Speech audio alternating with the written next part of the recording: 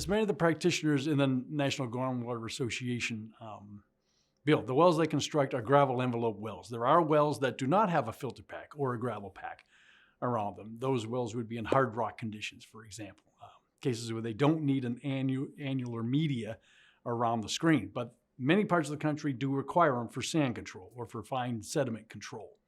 And there is more art combined with the science behind selecting an engineered gravel pack. And I use that term engineered because there are some deliberate steps that are taken to select the proper filter pack gradation for the particular use of the well and the longevity of the well, how long it is expected to last. So in general terms, most engineers, geologists, contractors who design the gravel packs like to take depth-specific samples, in the water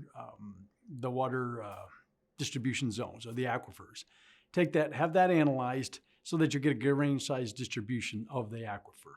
From there, you use the gradation of the natural material to then select a filter pack material whose gradation is suitable. I use the word suitable for the aquifer materials. So many times this is where the art comes in. I'll refer to Marvin Gluffrey's, but the art of well design. And this is where experience as well as local knowledge of the kind of gravel pack supplies you have and the contractor's efforts in both installing it and conditioning it and developing the well are very, very important.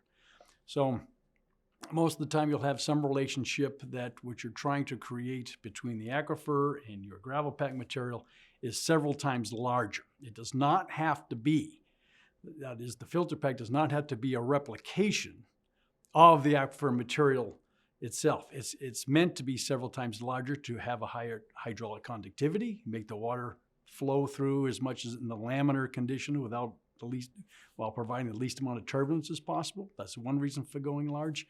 And the other thing is to make sure I can select a larger slot size for the screen, because once the filter pack is selected, you look at up to passing 10 to 15%. So then that helps you look at what your maximum slot size should be.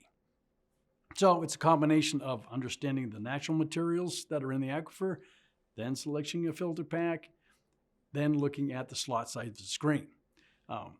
I wouldn't say all the time, but in the past, but there's sometimes where there's a pre-selected design and it's probably used as, a repeat over and over and over.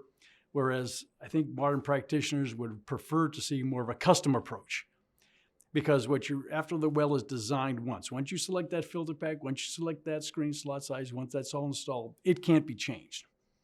And then you look at rehabilitation technologies to come in to help rehabilitate that well. Well, if you had thought about rehabilitation and maintenance in the beginning, would that change your selection of your filter pack? Would it change the qualities of filter pack you look for?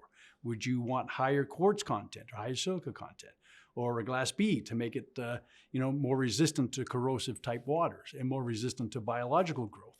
Those are sort of things that you sort of look at once you start looking at long-term operational impacts as opposed to just, short-term, can I maximize the water flow to the well?